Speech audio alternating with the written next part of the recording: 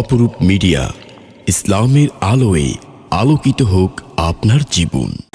আজকের আলোচনার বিষয়বস্তু হচ্ছে ঈদুল আযহা এবং এই হজ থেকে আমাদের জন্য কি কি শিক্ষা রয়েছে। এই বিষয়কে সামনে রেখে পবিত্র কোরআনের অজস্র আয়াত থেকে কয়েকটি আয়াত তিলাওয়াত করেছি। রাসূল করিম সাল্লাল্লাহু আলাইহি ওয়াসাল্লামের আহাদিসে মুবারাকা থেকে হাদিসের টুকরো আপনাদের সামনে উপস্থাপন করেছি। মহান প্রভুর শাহী দরবারে ফরিয়াদ করি আল্লাহ সুবহানাহু ওয়া তাআলা অল্প সময়ে অর্থবহ কিছু কথা আপনাদের সামনে উপস্থাপন করার আমাকেও তৌফিক দান করুন, আপনাদেরকেও আমলের নিয়তে ইখলাসের সাথে শোনার এবং আমল করার তৌফিক দান করুন। ওয়া মা তাওফীকি ইল্লা বিল্লাহ আলাইহি তাওয়াক্কালতু ওয়া ইলাইহি উনীব। সম্মানিত মুসল্লি ভাইরা, আমরা এমন সময়ে আজকে আল্লাহ পাক আমাদেরকে জুমায় আসার তৌফিক দান করেছেন। প্রথমত পুরো বিশ্ব জুড়ে ঈদুল আযহার প্রথম দিন অথবা দ্বিতীয় দিন চলমান অথবা তৃতীয় দিন চলমান পুরো বিশ্ব জুড়ে আমাদের বাঙালিদের জন্য আজকে দ্বিতীয় দিন, কোরবানের দিন আল্লাহ পাক আমাদেরকে দান করেছেন। আবার পুরো বিশ্ব থেকে মুসলমান আল্লাহওয়ালা মুরব্বিয়ান ইকরাম মুসল্লি ভাইয়েরা, আল্লাহওয়ালা দিনদার মুত্তাকি পরহেজগার ভাই এবং বোনেরা বাইতুল্লাহর চতুর্পাশে হজের আরকানগুলো আদায় করার জন্য ব্যস্ত রয়েছে। তারা হজের আরকান আদায় করে কুরবানি করে এখনও বাইতুল্লাহর চতুর্পাশে অবস্থান করছে। এমন একটি গুরুত্বপূর্ণ সময় আল্লাহ পাক আমাদেরকে দান করেছেন, আলহামদুলিল্লাহ। সম্মানিত ভাইয়েরা, ঈদুল আযহা, এই যে বাইতুল্লাহর হজ, এগুলো থেকে আল্লাহ পাক আমাদেরকে অনেক শিক্ষা নসিহত আমাদেরকে দিয়েছেন, আমাল আমাদেরকে দিয়েছেন। আমরা যদি এই জিনিসগুলো রিসার্চ করে পড়াশোনা করে স্টাডি করে আমরা যদি আমাদের জীবনের মধ্যে যদি আমরা কাজে লাগাই, তাহলে হবে এই যে 4 দিনের যে হায়াত আমাদের অবশিষ্ট রয়েছে, কেউ 70 বছর হয়ে গেছে, 5 বছর পরে দুনিয়া থেকে বিদায় নিয়ে যাব, কারো বয়স 60 বছর হয়ে গেছে, 10 বছরের মধ্যে দুনিয়া থেকে বিদায় নিয়ে যেতে পারি স্বাভাবিকলি, অথবা কারো বয়স 30-35 হয়েছে, আল্লাহ পাক ডাক দিলে আমাদেরকে চলে যেতে হবে। এমন একটা মুহূর্ত আমরা এখন অতিবাহিত করছি। সেই টাইমেই আমরা আল্লাহ সুবহানাহু ওয়া তাআলার দরবারে আমরা যদি এই আমলগুলো করে যদি আমরা যেতে পারি, এই কুরবানির শিক্ষা থেকে, হজের শিক্ষা থেকে যে আমল আমাদেরকে দিয়েছেন সেগুলো করে যদি আমরা যেতে পারি, তাহলে এই ইহজীবন থেকে আমরা আল্লাহকে সন্তুষ্ট করে পরকালে আমাদেরকে জান্নাত দান করবেন কে? আমার আপনার আল্লাহ। সম্মানিত ভাইয়েরা, সেই জন্য এই কুরবানি থেকে আল্লাহ পাক আমাদেরকে কি শিক্ষা দিয়েছেন? 1 নম্বরে আল্লাহ সুবহানাহু ওয়া তাআলা এই কুরবানি থেকে আমাদেরকে শিক্ষা দিয়েছেন তাকওয়ার চর্চা করা, তাকওয়ার প্র্যাকটিসিং, চর্চা করা তাকওয়া। মাহে রমাদান জুড়ে আমরা সারাদিন না খেয়ে, সারাদিন উপোস থেকে, সারা রাত কিয়ামুল লাইল করে ইবাদত করে আল্লাহ পাক রেজাল্ট কি জন্য দিয়েছেন? হে মুসলিম মুসলিমাত, মুমিন মুমিনাত, বান্দা বান্দিরা, তোমরা তাকওয়া অর্জন করো। তোমাদের কলবের মধ্যে আল্লাহর ভয়, রবের ভয় তোমাদের কলবের মধ্যে তোমরা অর্জন করো, এস্টাবলিশ করো, প্রতিষ্ঠা করো কলবের মধ্যে আল্লাহ পাককে ভয় করা। পৃথিবীতে কেউ যেটা পারে না সেটা পারে কে? আরো জোরে বলেন, কে? আমাদের কাছ থেকে হয় না, সব কিছু হয় কার কাছ থেকে? আল্লাহর কাছ থেকে। সুস্থতার মালিক কে? অসুস্থতার মালিক কে? হায়াতের মালিক কে? মৌতের মালিক কে? ইজ্জতের মালিক কে? বেইজ্জতের মালিক কে? সুস্থতার মালিক কে? অসুস্থতার মালিক কে? কেউ যেটা পারে না একমাত্র পারে কে? আমার আপনার আল্লাহ। কলবের মধ্যে এই অনুভূতি জাগ্রত করে হৃদয়ের মধ্যে প্রতিদিন স্মরণ করা আল্লাহকে, লা ইলাহা ইল্লাল্লাহ, লা ইলাহা ইল্লাল্লাহ, লা ইলাহা ইল্লাল্লাহ, লা ইলাহা ইল্লাল্লাহ, লা ইলাহা ইল্লাল্লাহ, লা ইলাহা মুহাম্মাদুর রাসূলুল্লাহ। কলবের মধ্যে এই বাক্যগুলো, হায়াতের মালিক আল্লাহ, মৌতের মালিক আল্লাহ, ইজ্জতের মালিক আল্লাহ, সুস্থতার মালিক আল্লাহ, আমাকে সুস্থ জীবন দান করনেওয়ালা আল্লাহ, আমাকে 1 মিনিট দুনিয়ার মধ্যে জীবিত রাখার মালিক হচ্ছে আল্লাহ। এই কলবের মধ্যে এই কথাগুলো রেখে আমাদেরকে প্রতিদিন প্রতি মুহূর্তের মধ্যে আমাদেরকে জিকির করতে হবে, লা ইলাহা, পৃথিবীর মধ্যে কোনো ইলাহ নাই, কোনো রব নাই, কোনো পরওয়ারদিগার নাই, একমাত্র কে? আমার আপনার আল্লাহ। এই কলবে এটাই স্বীকৃতি দিয়ে আমাদেরকে প্রতিটি মুহূর্তের মধ্যে আমাদেরকে জিকির করতে হবে। হাতের মধ্যে রাখতে হবে তাসবিহ, হাতের মধ্যে তাসবিহ থাকতে হবে। যেখানে যান, বাজারে যান, লা ইলাহা ইল্লাল্লাহ, মসজিদে আসেন, লা ইলাহা ইল্লাল্লাহ। ফজরের পরে যখন আপনি হাঁটতে যাবেন, আপনি যখন ফজরের পরে হাঁটবেন, মর্নিং ওয়াক করবেন, তখনও আপনি বলবেন কি, লা ইলাহা ইল্লাল্লাহ, লা ইলাহা ইল্লাল্লাহ। হৃদয়ের সমস্ত ভালোবাসা, মোহাব্বত রবের জন্য ঢেলে দিয়ে শেষ রাতে ফজরের আগে উঠে 2 রাকাত নামাজ পড়ে যাই নামাজে বসে যাবেন, তাসবিহটা নিয়ে, লা ইলাহা ইল্লাল্লাহ, লা ইলাহা ইল্লাল্লাহ। আয় আল্লাহ, গুনাহ করতে করতে মাথা থেকে পা পর্যন্ত গুনাহতে ডুবে গেছে।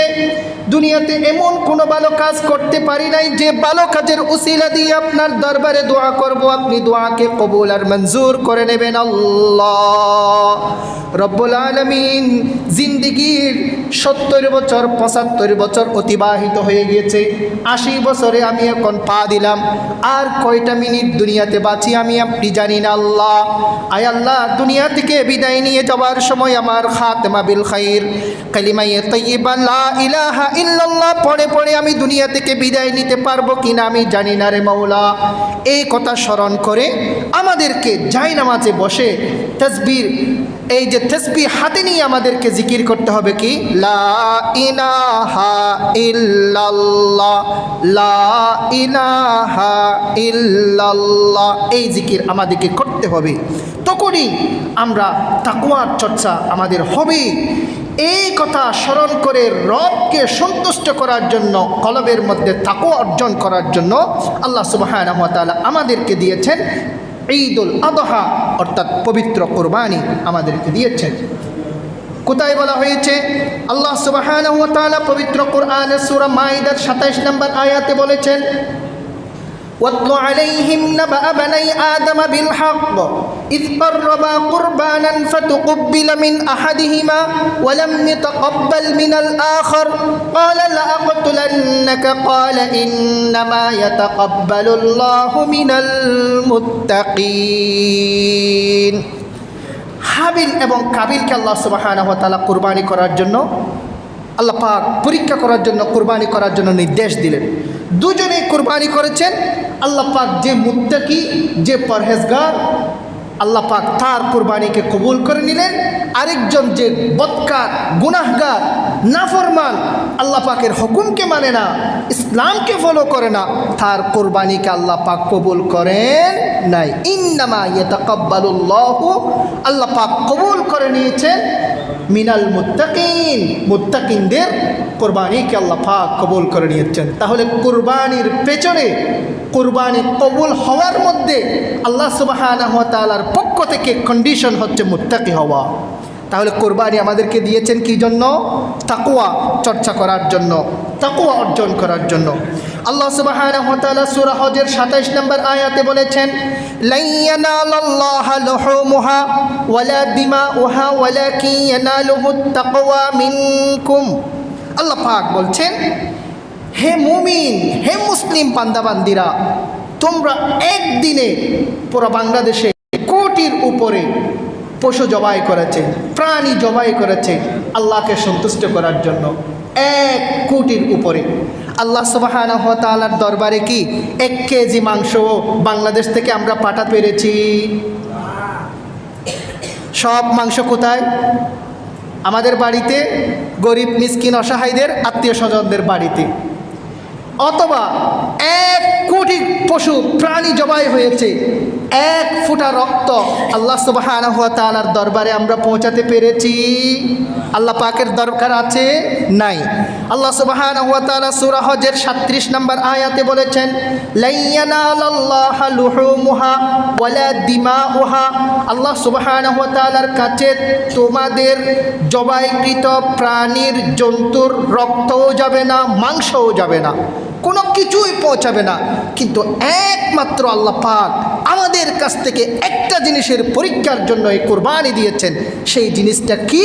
যেটা আল্লাহ সুবহানাহু ওয়া তাআলার দরবারে পৌঁছাবে, যাবে, সেটা হচ্ছে ওয়ালাকিন ইয়ানালুহু তাকওয়া মিনকুম। কলবের মধ্যে কতটুকু আল্লাহ পাকের মোহাব্বত, আল্লাহ পাকের ভয় নিয়ে আমরা পশুর গলায় চুড়ি দিয়ে আমরা জবাই করে নিজের জীবনের পশুত্বকে আমরা উৎসর্গ করেছি, সেই জিনিসটাই একমাত্র রব আর শাহিম থেকে আমাদের দিকে তাকিয়ে আছেন সেই জিনিসটা দেখার জন্য। এই শিক্ষাই আল্লাহ সুবহানাহু ওয়া তাআলা কুরবানির মধ্যে দিয়েছেন।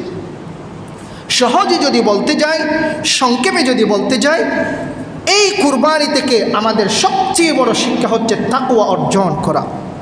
রবের তাকওয়া যখন আমার কলবের মধ্যে যখন অর্জন হবে, পৃথিবীর কোনো আইন শৃঙ্খলা আপনাকে কখনো আইন শৃঙ্খলার আপনাকে কখনো পরিপন্থী আপনাকে হতে হবে না। আল্লাহ সুবহানাহু ওয়া তাআলার তাকওয়া যদি অর্জন হয়ে যায়, আপনাকে কেউ ফাঁসির কাস্টেও নিয়ে যেতে পারবে না, আপনাকে জেলের কারাগারেও আপনাকে যেতে হবে না। আপনাকে নিরাপত্তা দেবেন স্বয়ং একমাত্র আল্লাহ আর শাহিমের মালিক, আপনি যদি তাকওয়াবান হন, আপনি যদি মুত্তাকি হন।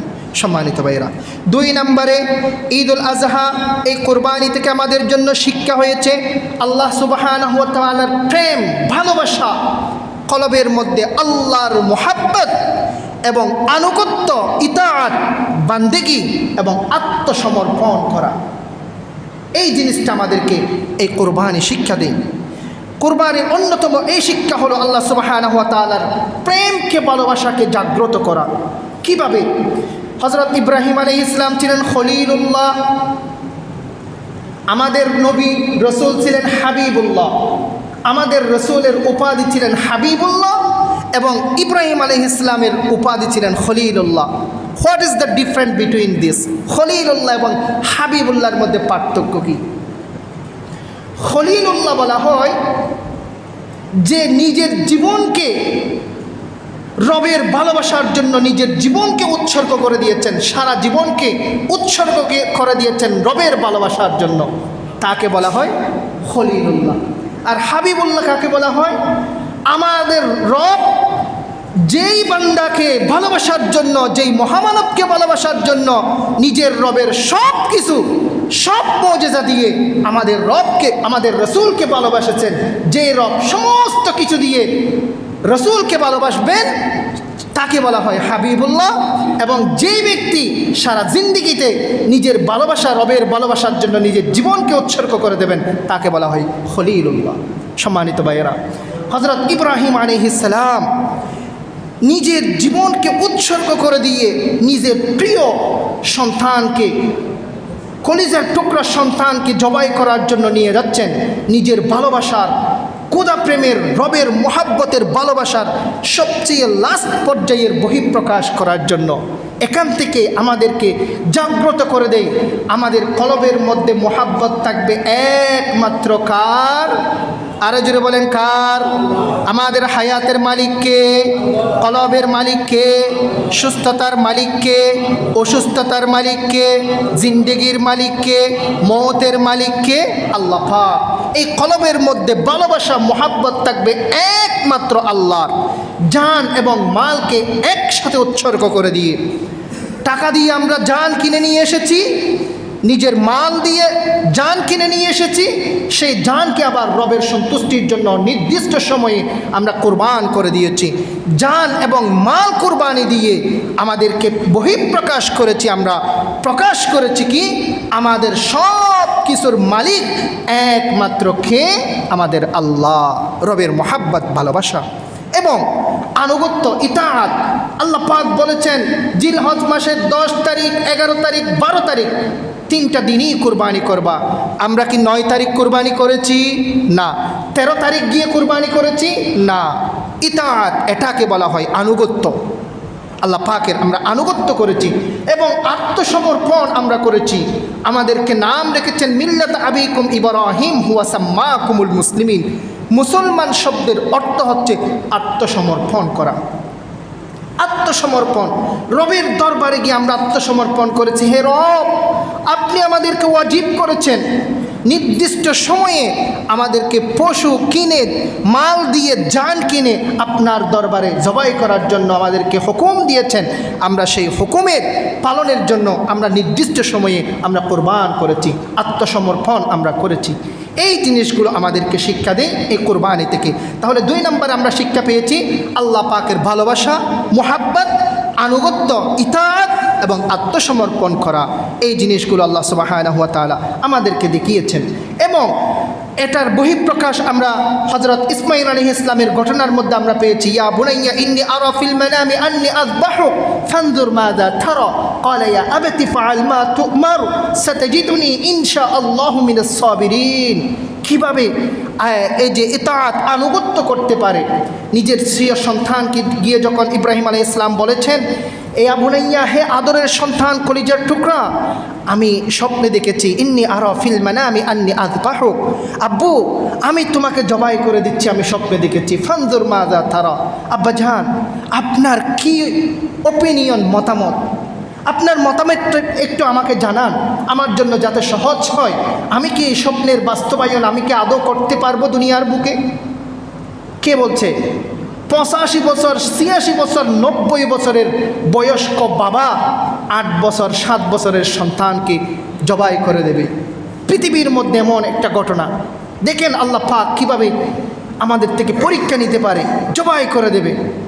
আল্লাহ সুবহানাহু ওয়া তাআলার নবীর সন্তান, নবী যাদের হাতে আল্লাহ সুবহানাহু ওয়া তাআলা, যাদের হাতেই আল্লাহ পাক সেই খেদমত নেবেন, আল্লাহ পাকের ঘর নির্মাণের আল্লাহ পাক খেদমত নেবেন, ওই নবীর ছেলে নবীকে এই আল্লাহ সুবহানাহু ওয়া তাআলা যখন পরীক্ষা করলেন, তখন পবিত্র কোরআনে এসেছে ইসমাঈল আলাইহিস সালাম নির্দ্বিধায় উত্তর দিলেন, ইয়া বুনাইয়া ইয়া আবাতি ফাআল মা তু'মার, হে আব্বাজান ইফআল, আপনি অচিরেই আপনি বাস্তবায়ন করুন, আপনি কাজে পরিণত করুন, আমলে পরিণত করুন। কি?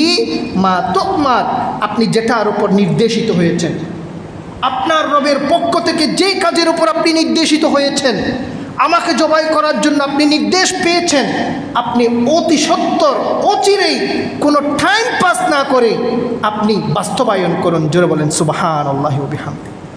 তিনি হচ্ছেন হযরত ইসমাঈল আলাইহিস সালাম। ইয়া আবাতি ফাআল মা তু'মার, এবং আমাকে কি হিসেবে পাবেন আব্বাজান? সাতাজিদুনি ইনশাআল্লাহু মিনাস সাবিরিন।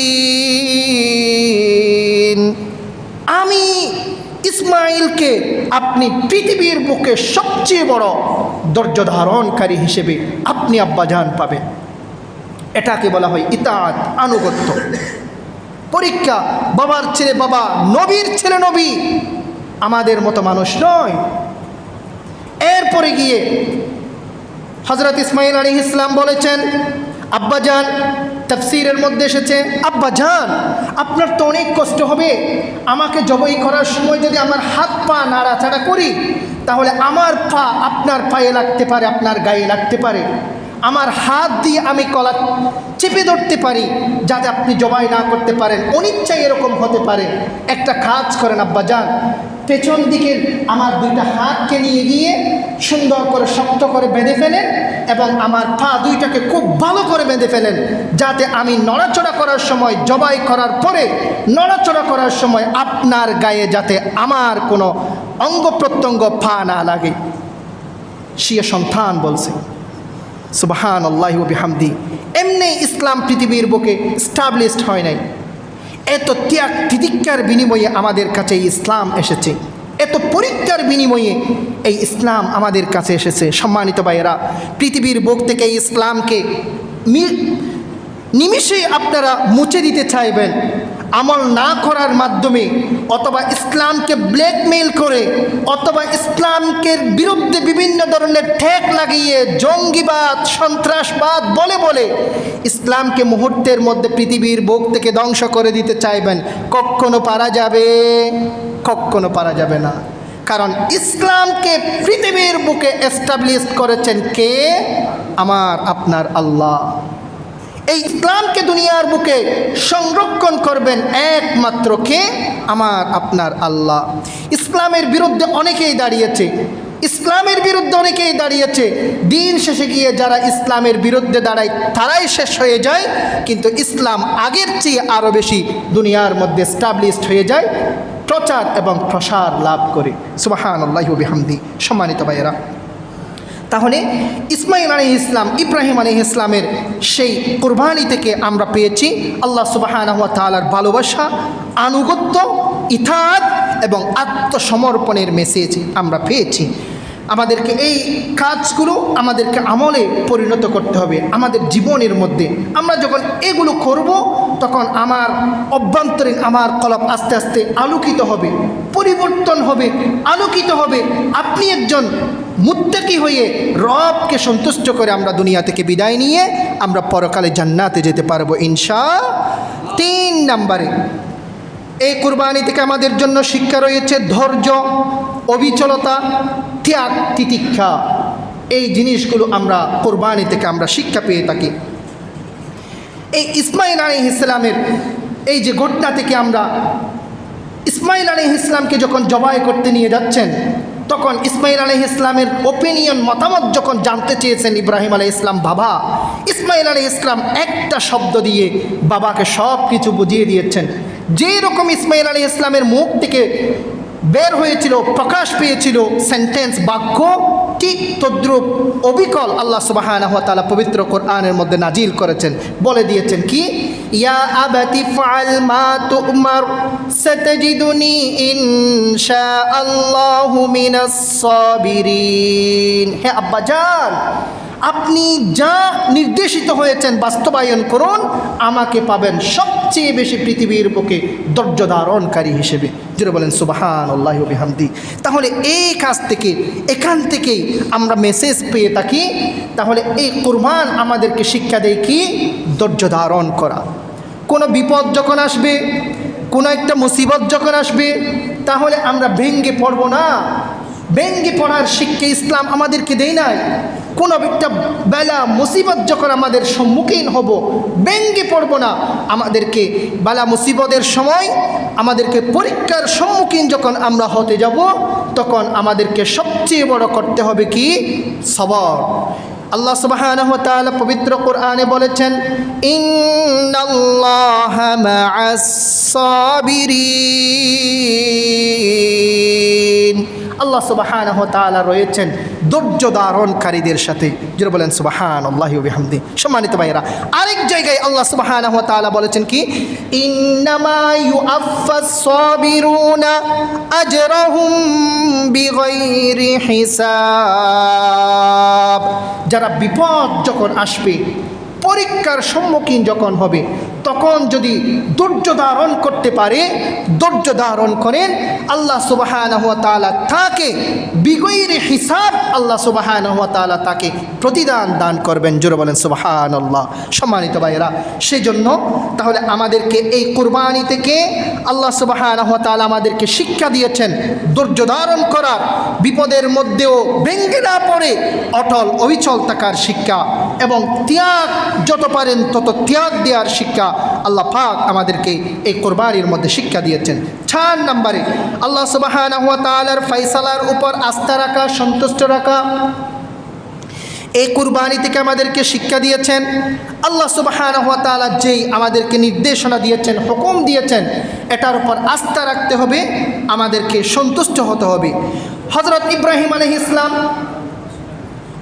হযরত ইব্রাহিম আলাইহিস সালামের উপর যখন সেই পরীক্ষা এসেছে, কুরবানির মাধ্যমে রবকে সন্তুষ্ট করো, চতুষ্পদ জন্তু ওট, ছাগল, ভেড়াকে কুরবানি দিয়ে রবকে সন্তুষ্ট করার পরীক্ষা এসেছিল না, নিজের আদরের কলিজার টুকরা সন্তানকে এই পরীক্ষার উপরে আল্লাহ সুবহানাহু ওয়া তাআলার যে ফয়সালা সিদ্ধান্ত, এটার উপরে হযরত ইব্রাহিম আলাইহিস সালাম কোনো কোয়েশ্চন করেছেন, কোনো প্রশ্ন করেছেন?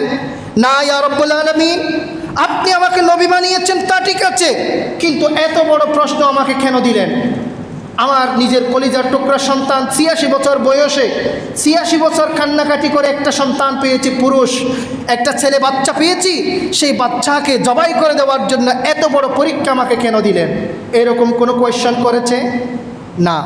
কিন্তু আমাদের মধ্যে অনেকেরই মনে মনে আসে, কুরবান যখন আসে, আয় আরে আল্লাহ, ঈদ চলে গেছে, আবার কুরবান চলে আসছে, গত বছর কুরবান গেছে, কতদিন হয়েছে, আবার চলে আসছে, আয় রে নিজের টাকা দিয়ে আবার গরু কিনে আবার জবাই করতে হবে, আসছে আর কি করব?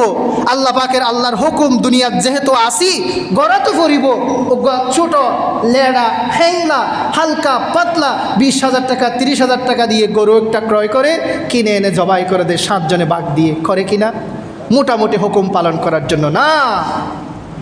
আমাকে আপনাকে আল্লাহ পাক সেই পরীক্ষা দেয় নাই, নিজের কলিজার টুকরা একমাত্র এক সন্তান ৮৬ বছর বয়সে জন্ম লাভ করেছে, সেই কলিজার টুকরা সন্তানকে জবাই করে দেওয়ার রবের সন্তুষ্টির জন্য সেই পরীক্ষা নেই নাই।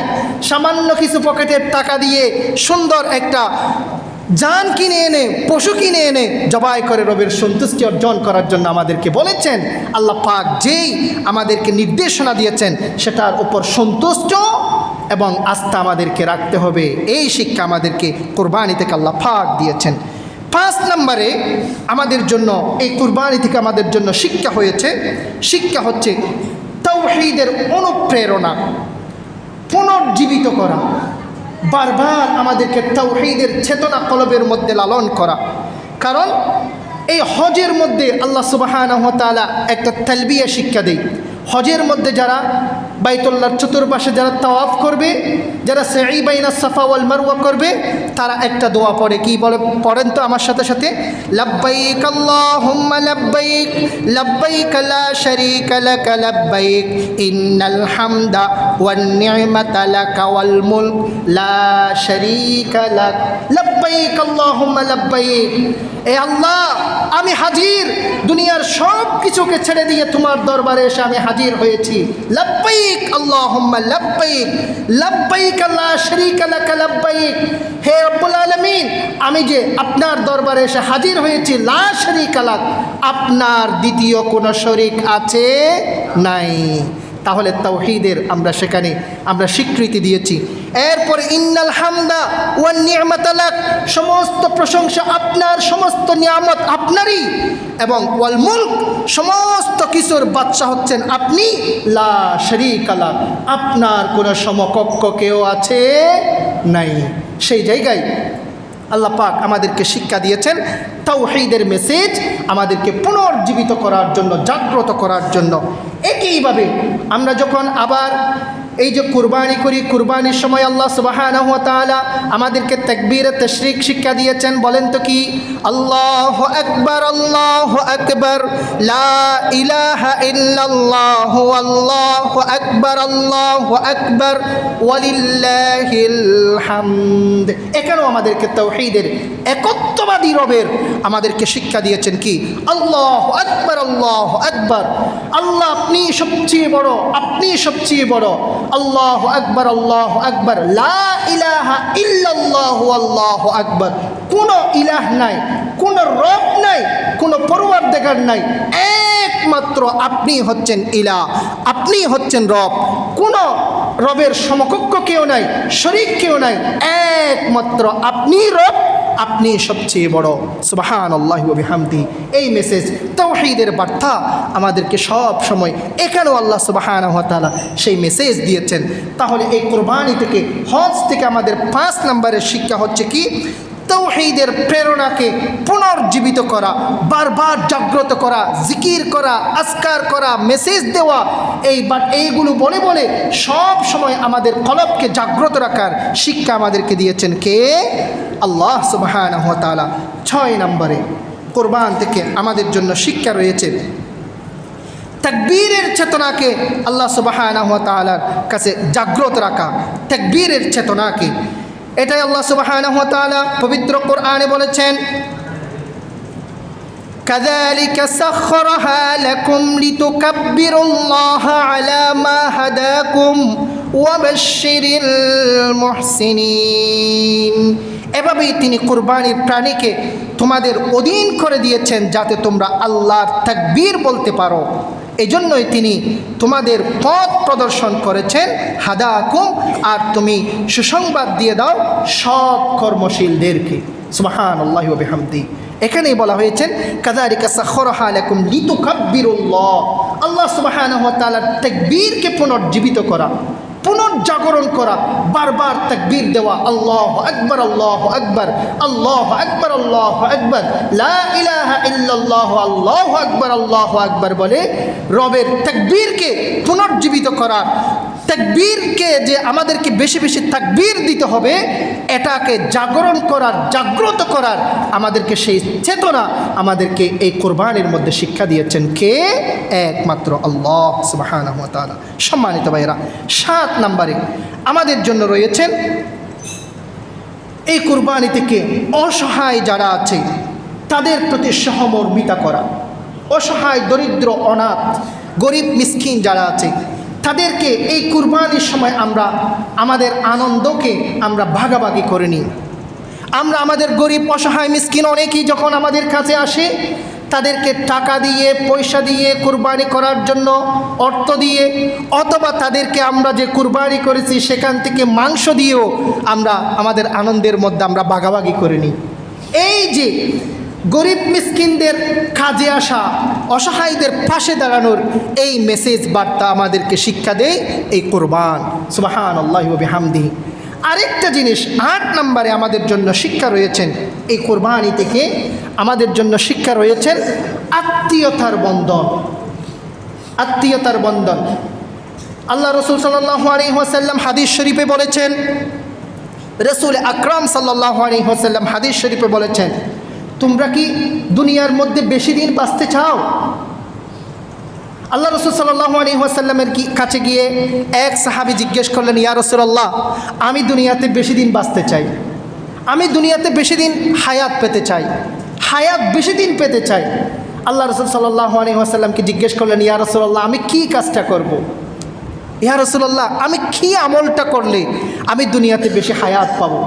তখন আল্লাহ রসুল সাল্লাল্লাহু আলাইহি ওয়াসাল্লাম ওই ব্যক্তিকে শিক্ষা দিয়েছেন, ফালইয়াসিল রাহিমা, ফালইয়াসিল রাহিমা, ফালইয়াসিল রাহিমা। তুমি যদি জীবনে দুনিয়ার মতো যদি বেশি দিন হায়াত পেতে চাও, তাহলে আত্মীয়তার বন্ধনকে আরও বেশি স্ট্রং করো, শক্তিশালী করো। আত্মীয়তার বন্ধন, আত্মীয়তাকে আমাদের চাচাতো ভাই, জ্যাঠাতো ভাই, খালাতো ভাই, মামাতো ভাই অথবা প্রতিবেশী যারা আছে তাদের সাথে যেই ভালোবাসা, হৃদ্যতা, আন্তরিকতা, মহাব্বত, সেই মহাব্বতকে, ভালোবাসাকে যত বেশি আপনি স্ট্রং করবেন, যত বেশি এস্টাবলিশ করবেন, আল্লাহ পাক আমার আপনার হায়াতের মধ্যে বরকত দেবেন। সুবহানাল্লাহি ওয়া বিহামদিহি। আল্লাহ রসুল সাল্লাল্লাহু আলাইহি ওয়াসাল্লামের হাদিস, আল্লাহ রসুলের হাদিস, আমরা যদি দুনিয়ার মধ্যে যদি বেশি দিন জীবিত থাকতে চান, বেশি দিন যদি থাকতে চান, তাহলে ভাইদের সাথে, আত্মীয়দের সাথে, আত্মীয় স্বজনদের সাথে আমাদেরকে করতে হবে কি? ফালইয়াসিল রাহিমা, সুসম্পর্ক স্টাবলিশ করতে হবে। আমরা শিক্ষিত, অবশ্যই আমরা করি, আমরা ভালোবাসি, মহাব্বত করি। আমরা প্রতি মাসে যেতে পারছি না, আমরা 6 মাসে যেতে পারছি না, প্রতিদিন যেতে পারছি না, প্রতি সপ্তাহে যেতে পারছি না, প্রতি মাসে মাসে হলেও গিয়ে আত্মীয় স্বজনের একটু খোঁজ খবর নিতে হবে। গ্রামের মধ্যে, সমাজে গিয়ে, সোসাইটিতে গিয়ে, আমরা শহরে থাকি, আব্বা আম্মার খবর একটু গিয়ে জিয়ারত করে আসতে হবে, বাসায় গিয়ে, বাড়িতে গিয়ে। আত্মীয় স্বজনদের মধ্যে যারা গরিব আর অসহায় আছে তাদেরকে চুপে চুপে পকেটের মধ্যে কিছু টাকা দিয়ে তাদের খোঁজ খবর নিতে হবে।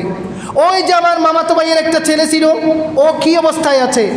আমার একটা মামা ছিল, গরিব হয়ে গেছে, অসহায়, দরিদ্র, আমার বাবার সাথেই তার উঠা বসা ছিল, এখন কি অবস্থা?